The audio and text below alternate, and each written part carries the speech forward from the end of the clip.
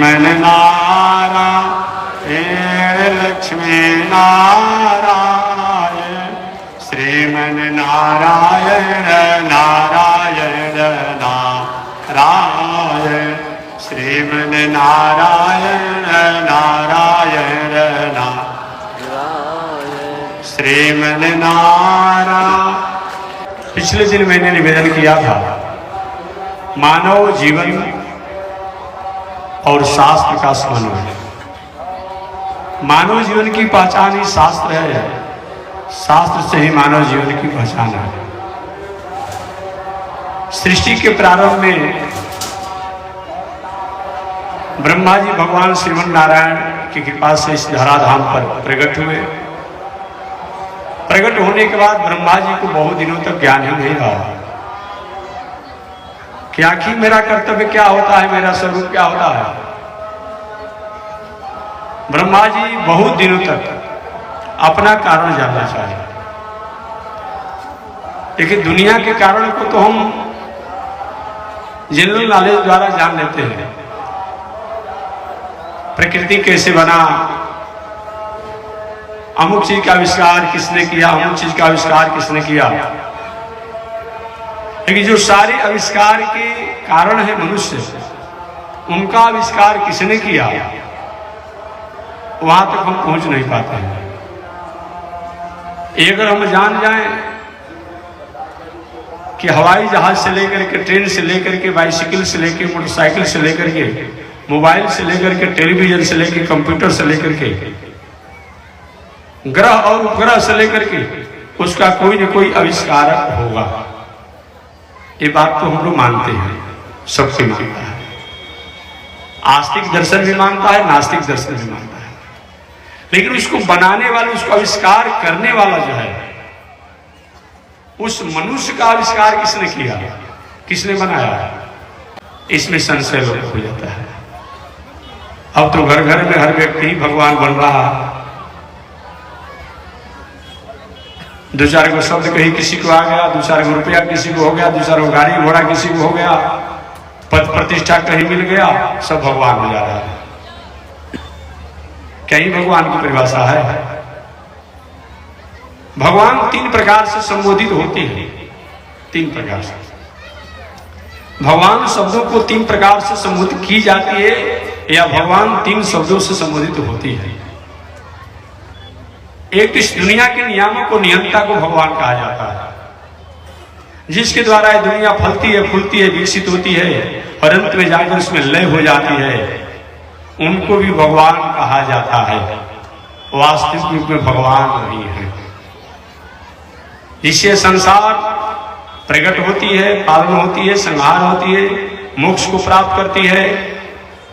सही माने में वही ईश्वर है, वही भगवान है, वही परमात्मा है। आज हम वैज्ञानिक उपकरण को मानते हैं, लेकिन वैज्ञानिकों के ही जो भी माथा को बनाया, जो बुद्धि को बनाया, उस पर कभी आप विचार नहीं करेंगे।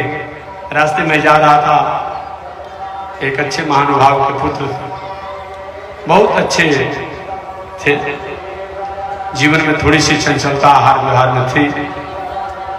अभी मैं रास्ते में जा रहा था, हमें पता चला कहीं कुछ एक्सीडेंट हुआ, क्या हुआ। आज बस कोमा में बैठे रहते हैं, कोई कौन आया कौन गया, कोई खिला दिया तो खा लेते हैं, बैठा दिया तो बैठ गए, बस देखते रहते हैं। आखिर कौन ऐसा व्यक्ति है भाई, थोड़ी सी अपनी वहां से स्मरण शक्ति को खींच ले, कि दुनिया के लोग अपना पूरा वैज्ञानिक और डॉक्टर प्रयास करते रह जाते हैं, हम कहीं के नहीं रहते। कौन है, कोई न कोई होगा। तो वैज्ञानिकों द्वारा परिष्कृत और आविष्कार किए हुए उपकरणों को तो आप मानते हैं, लेकिन उन वैज्ञानिकों को जिन्होंने बनाया, इस संसार में भेजा, क्या उनको अपना ही मानेंगे? मानना चाहिए। कभी कभी किसी बात को कहने में तो थोड़ी सी असहज जैसा प्रतीत होता है। आज बहुत से घर घर में रोज भगवान शब्दों को संबोधित किया जा रहा है, लेकिन भगवान जो दुनिया को बनाने वाले, फलने फूलने सब करने वाले भगवान हैं, हम उनकी जो सिस्टम को, व्यवस्था को आदर करता है, उनके प्रति उसकी रुझाने होती है, आदर की भावना होता है, वह भी भगवान और भगवान शब्दों से संबोधित किया जाता है। वास्तव भगवान है नहीं, भगवान है नहीं, वो उसको संबोधित किया जाता है। जैसे शास्त्रों में है कि गुरु ब्रह्मा गुरु विष्णु गुरु देवो महेश्वर, या गुरु देव भगवान कहा जाता है, तो सही वो भगवान नहीं है। भगवान के समान गुरु भी आदरणीय है। लिखा है कि स्त्री को अपना पति जो है वह गुरु है, भगवान है। किस मामले में? जैसे भगवान के प्रति आदर की भावना होती है, उसी प्रकार से स्त्रियों को अपने पति के प्रति भी आदर की भावना होना चाहिए। इस मामला में भगवान है। जैसे गुरु के प्रति हमें आदर होता है, उसी प्रकार से पति की मर्यादित वाक्यों को, आचरण को, उनके कथन को, स्त्रियों को आज्ञा पालन करने में गुरु के जैसा आदर देना चाहिए। ये भगवान, इस मामला में भगवान है। अब सभी मामला में नहीं। ही नहीं कि स्त्रियां पति को गुरु मान ले तो सृष्टि का वंश परंपरा कैसे आगे बढ़ेगा? तो भगवान शब्द जो है विष्णु पुराण में 6 को गुण या 6 आचरण जिसके पास हो उनको भगवान कहते हैं। उत्पत्ति प्रलयम चैव भूतानाम अगतिम गतिम वेतिम विद्याम विद्याम, पूरी दुनिया की उत्पत्ति को जो करने वाले हो। आज हम बहुत कुछ करते हैं, हर साल 2 साल पर 6 महीना पर अभी मनुष्य की जनगणना हमको भुलाई गई है। किसी का नाम 2 हाली हो जाता है, किसी का 3 हाली हो जाता है, किसी का नाम में छूट जाता है। लेकिन पूरी दुनिया की जो उत्पत्ति के बारे में जानने वाला होगा, 84 लाख योनियों के बारे में जानने वाला जो हो, उनको भगवान कहते हैं। एक बार लंकेश रावण भाई था ही विद्वान आदमी। पुनः एक बार मैं कहूँ, कल मैंने बताया था कि हमारा भारतीय दर्शन, हमारा वैदिक दर्शन सबकी आदर करता है, किसी को छोड़ता नहीं। हम तो पंछी की भी आदर करते हैं, हम पशु की भी आदर करते हैं, अरे हम सर्प की भी पूजा करते हैं, हम हाथी की भी पूजा करते हैं, हम घोड़ा की भी पूजा करते हैं, हम तो कुत्ता की भी पूजा करते हैं। और बात तो सुनिए, हमारा भारतीय दर्शन उसमें जो गुण है उसका हम आदर करते हैं। जो शंकर जी के पुजारी होते हैं, काल भैरव की पूजा नहीं करता है लोग, भैरव की पूजा करता है। काशी में चले जाइए, भैरव जी के दर्शन करने की लाइन लगा रहता है। उज्जैन में चले जाइए, वहां भी अच्छा रहता है। हमारे यहाँ तो 5 को जग रोज करने को जो बताया गया है, उसमें कुत्ता को भी भोजन देने की और कुत्ता के प्रति आदर रखने की बात बताई गई है। जैसे गाय के प्रति है, लेकिन ये बात है हम कुत्ता को भोजन देंगे, लेकिन गाय के प्रति हमारी जो स्थिति है और कहीं नहीं है। 2 तरीका है, एक तो वैज्ञानिक दृष्टि से माना जाए तो गाय को क्यों माता माना जाए? बौद्ध दर्शन, चारवाक दर्शन, सोशलिस्ट, कम्युनिस्ट, लेनिन और जितना नास्तिक दर्शन है, कहता है कि भाई गाय तो पशु है, इसको माता क्यों? माता इसलिए मानना है, उसके उपकार माता जैसा ही है। आज तो बात मैं नहीं जानता हूं, लेकिन पहले के जमाने में किसी की माता अगर मर जाती किसी बालक का, तो गाय के दूध को पिला करके और उस बालक को पलित पोषित किया जाता था, पुष्ट किया जाता था। तो माता के समान उपकार करने में गाय है। इतना ही नहीं, पहले के जमाने में कहीं किसी को दामा, खांसी, टीबी इत्यादि हो जाता, कहते हैं गाय का मूत्र का सेवन कीजिए, गाय के दूध का सेवन कीजिए। गाय जहाँ बांधी जाती हो उस गौशाला में अपना खाद डाल करके वहां रहिए, वो इस पर संयम रखता है, टीबी पर, एक्जिमा पर, दमा पर संयम रखता है। तो जो हमारे उपकार का काम सबसे अधिक करती है, इसी को माता के आदर करते हैं। और शास्त्र में तो कहा गया है रोम कूपे महल से, इस गाय माता के हर रोमा में महर्षियों का निवास बताया गया है। इस मान करके भी हम उनकी आदर करते हैं। हम गाय की भी पूजा करते हैं, हम कुत्ता की भी पूजा करते हैं, हम सांप की भी पूजा करते हैं, हम हाथी की भी पूजा करते हैं, घोड़ा की भी पूजा करते हैं, हमने किसी को छोड़ा नहीं। मनुष्य की तो बात छोड़ दीजिए, और उपदेश की बात, हम लंकेश रावण के भी वाक्यों को अपने जीवन में मानते हैं। रावण से हमारा विरोध हो सकता है, लेकिन उसकी कुछ अच्छी चीज जो है उससे हमारा विरोध नहीं है। यही मनुष्य की पहचान होनी चाहिए। किसी भी व्यक्ति में कोई अच्छाई हो, कोई गुण हो, चाहे कोई भी हो, उसको ग्राह्य होना चाहिए। लंकेश रावण का भले ही पुतला फूका जाता हो, लेकिन लंकेश रावण जला लिखा गया शिव तांडव जो है हर शंकर जी के मंदिर में स्तुति के रूप में गाया जाता है। कौन नहीं जानता? नहीं जानते तो जानना चाहिए। लंकेश रावण का भले ही पुतला फूका जाता हो, लेकिन लंकेश रावण द्वारा जो शिव तांडव की रचना किया गया है, उस शिव तांडव का श्लोक हर शंकर जी के बड़े बड़े मंदिरों में गायन होता है। इससे बड़ा और क्या हो सकता है? हम रावण के रावणी वृत्ति का विरोध करते हैं। जो रावण में व्यक्तित्व था उसका हम विरोध नहीं करते हैं। उसका व्यक्तित्व था, इतना बड़ा पंडित, इतना बड़ा ज्ञानी था जो शिव तांडव बनाया। आज बड़े बड़े संत महात्मा ज्ञानी लोग उस श्लोक को जब तक से शिव तांडव का पाठ नहीं करते हैं शंकर जी के मंदिर में, मानते हैं कि मेरी पूजा स्तुति अधूरी है। ये शिव तांडव रावण की रचना किया हुआ है, जो मंदिरों में, शंकर जी के मंदिरों में स्तुति किया जाता है। हम रावणी वृत्ति का विरोध करते हैं, लेकिन रावण में जो नैतिकता है उसके प्रति भी हमारी आदर है। अतः मानव जीवन, हम काकभुसुंडी जी की कथा सुनते हैं, हम गरुड़ जी की कथा सुनते हैं, हम शेषनाग की पूजा करते हैं, सर्पों की पूजा करते हैं। कल मैंने बताया था, हाथी द्वारा जो स्तुति किया गया वो भी हम पाठ करते हैं। ऐसा कोई होगा दर्शन? हमारे वैदिक परंपरा से सहिष्णुता और कहां हो सकती है? हाथी द्वारा जो भगवान नारायण की स्तुति किया गया, उस स्तुति को हम लोग गजेंद्र मोक्ष कहते हैं।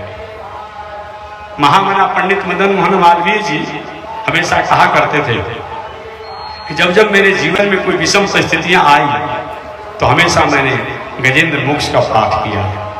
आज भी जीवन में अगर विषम परिस्थितियां आ रही हो, देखिए सुख दुख कि क्या पूजा पाठ, योग, दान, तीर्थ, व्रत, दान पुण्य करने से, गंगा स्नान करने से क्या समस्या का समाधान होता है? मैं निवेदन करना हूं, समस्या अपनी जगह पर है, वो अपना काम करेगी। पूजा पाठ हमारा है। ये जरूर बात है कि पूजा पाठ, यज्ञ, दान करते हैं, वह समस्या बड़ा से बड़ा होने के बाद सहज होकर के कहीं न कहीं उसका मार्जन हो जाता है। अभी गर्मी का समय आने वाला है, गर्मी आ भी चुका है 2 दिन में। हम गर्मी को, धूप को, ताप को नहीं रोकेंगे, इसको नहीं रोक पाएंगे। एक करेंगे क्या? हमने एसी लगा लिया गाड़ी में, हमने मकान में एसी लगा लिया, रास्ते में चल तो छाता ले लिया, तो ताप तो अपने अनुसार तपेगा, लेकिन एसी लगाने के कारण वो ताप का प्रभाव हमारे शरीर पर कम पड़ेगा। बात समझ गए? हम पूजा करते हैं, पाठ करते हैं, यज्ञ करते हैं, दान करते हैं, तीर्थ करते हैं, व्रत करते हैं, ठीक है। ये क्या करता है? ये छाता का काम करता है। ठंडा का समय है, ठंडा को हम रोक नहीं पाएंगे, वो तो अपने अनुसार चलते रहेगा। लेकिन हमने जो ऊनी कपड़ा पहन रखा है, जो कम्बल ओढ़ रखा है, जो टोपी पहन रखा है, जो रजाई ओढ़ रखा है, या अग्नि की ताप के सामने है, तो ताप ठंडा तो हो रहा है, लेकिन वह ताप का प्रभाव हमारे पर कम रहेगा। यही काम पूजा पाठ, यज्ञ, दान, तीर्थ, व्रत से होता है। अब ये बात नहीं कि हमने कोई पूजा कर दिया, पाठ कर दिया, जग कर दिया, दान कर दिया तो हमको सर्दी खांसी हुई में नहीं करेगा, हमको सिर में दर्द हुई में नहीं करेगा, हमारे जीवन में विषम परिस्थिति नहीं होगी। कौन कहता है भाई? ऐसा नहीं चलेगा, ऐसा नहीं होगा। मैं तो ये बात कहना चाहूंगा कि जितने अच्छे लोगों के जीवन में आपत्ति, विपत्ति, संकट, समस्या आती है, बुरे लोगों के जीवन में ऐसा नहीं आता। अगर हमसे आप पूछेंगे तब मैं अपनी अनुभव बात करूंगा। अच्छे लोगों के जीवन में जितनी और जैसी विषम परिस्थितियां, आपत्ति, विपत्ति, संकट, समस्या आती है, उतना बुरे लोगों के जीवन में नहीं आती है। बुरे लोगों के जीवन में या तो जय या तो क्षय। लेकिन अच्छे लोगों के जीवन में हमेशा चढ़ाव उतराव होते रहता है। व्यवहारिक उदाहरण में दे दें, भगवान भी जानते हो तो नालायक है तो नालायक है। अब उस पर क्या विचार करना है, उस पर क्या बिगड़ना है। एक बार एक व्यक्ति ने पूछा कि महात्मा जी ये बताइए कि शनिचर राहु केतु का क्या प्रभाव होता है। उनके जिस पर प्रभाव होना उसी पर होता है, बाकी सब पर प्रभाव का क्या करेंगे। अरे जो भाई झुग्गी और झोपड़ी वाला है, जो यहाँ अपना बांस गाड़ा तिरपाल लगाया वहां रहा, अगला दिन वहां चला गया, तो उसको जितना राहु केतु शनिचर को बिगाड़ना हो तो बिगाड़िए दिए। अब उस सदी को क्या बिगाड़ पाएंगे, उसका क्या बिगाड़ पाएंगे। अरे बेचारा सुबह खा रहा है तो शाम को ठिकाना नहीं, शाम खा रहा है तो सुबह ठिकाना नहीं, अब उसको क्या बिगाड़ कर करेंगे। लेकिन अच्छे लोगों पर अगर उनका प्रभाव हो जाए तो बहुत कुछ परेशानियां हो सकती है। कोयलवरी में काम करने वाला व्यक्ति के शरीर पर कालिक होता हुआ, पूरा शरीर कोयला से रंगा हुआ हो काला, कोई पूछने वाला नहीं मिलता है कि कहाँ कालिक लग गया। और कोई सफेद साफ कुर्ता पजामा पहना हो, धोती कुर्ता पहना हो और थोड़ी सी कालिक कहीं लग जाएगी ना तो रास्ते में सैकड़ों लोग मिलते, भाई जी कहाँ कालिक लगा लेंगे, देख नहीं रहे, धो नहीं देना चाहिए। जबकि कालिक उसके शरीर में ढेर लगा हुआ है जो कोयला के काम करता है। एक आदमी रास्ते में कोई नहीं पूछता, और जो व्यक्ति की एक थोड़ी सी कपड़ा में कालिक लग गई सैकड़ों लोग पूछने वाले मिल जाते हैं। इसलिए जीवन में चाहिए ऐसे व्यवहारिक उदाहरण। घर में एक लायक पुत्र हो, एक नालायक पुत्र हो। लायक तो सुबह 6 बजे जग करके माता पिता सबका आदर सम्मान करता है, समय से अपना ड्यूटी करता है, व्यापार करता है, नौकरी करता है। एक दिन कहीं 10 बजे दिन तक सोया रह जाए, सारा परिवार को लोग पूछते हैं, अरे क्यों सो रहे, क्या बात है, तबीयत खराब है, ऐसा क्या। सारा परिवार पूछेगा। और जो घर में झगड़ालू व्यक्ति है, अगर 10 बजे के बदला में 4 बजे शाम तक सोता है, को जगाता है, उसको सोता है कि जब तक सो जाओ तब से घर शांत। व्यवहारिक में बात बता रहा हूँ, व्यवहारिक में बात बता रहा हूँ। तो भगवान के भक्त जो होते हैं, जो नियम धर्म पूजा पाठ यज्ञ दान करने वाले होते हैं, उनके द्वारा उनके जीवन में विषम परिस्थितियों के द्वारा भगवान याद दिलाते हैं, हमेशा याद दिलाते हैं ताकि वो भटके नहीं। क्योंकि इसीलिए तो कदरा दुनिया में कामी लोग घूम रहे हैं, एक वाली भगवान कृपा नहीं कर रहे हैं। और नारद जी थोड़ा सा भक्त भटकना चाहे कि भगवान ने क्या किया, मोहनी रूप बना करके और नारद जी को ऐसा बेइज्जत किया, ऐसा बेइज्जत किया कि पूछिए। अपने ही आदमी को रोका जाता है, बोला जाता है। इसलिए हमेशा कभी को लोग कह देता है कि समर्थ की नहीं दोष गुसाई।